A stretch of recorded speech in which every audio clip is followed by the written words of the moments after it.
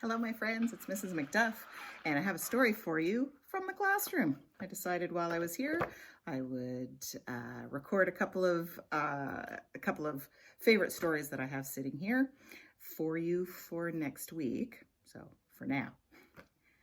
So this first one is Bah for Beginners by Deborah Fajerman.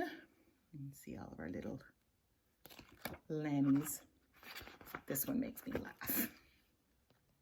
We have near, bah, far, bah, thin, bah, fat, bah, wobbly, bah, calm, bah, shivery, bah, breezy, bah, eek, bubbly, blah, blah, blah, blah, blah, ghostly, ooh, bah, and breathless.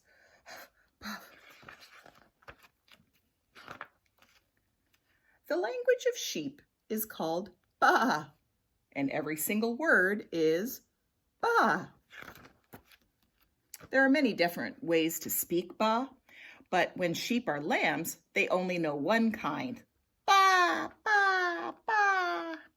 So their teacher, Mrs. Ramsbottom, takes them on a field trip. When bah is near, it's loud and clear. Bah! When bah is far, it's hard to hear.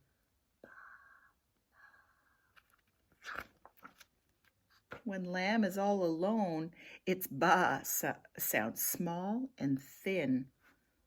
Bah? But bah sounds big and fat when all the lambs join in. Bah! Bah is shivery when it snows, bah, and is whisked right away when the wind blows, bah, bah. When sheep are climbing, they don't have enough breath to bah. They just huff and puff and puff and huff. Bah sounds rather wobbly when it's dark as night. Bah. But bah is calm and flat when the sun is bright. Bah. When sheep sit on the grass, their bottoms turn bright green. A bubble bath with bubbly bahs makes their bottoms clean. Bah, bah, bah, bah. Mrs. Ramsbottom has finished the field trip. It is time for the lambs to take their bah exam. No bleating. Do not eat exam papers. They all get a gold star, and now it's time for their very best bahs. The ones they say to their ma's and pa's. Bah!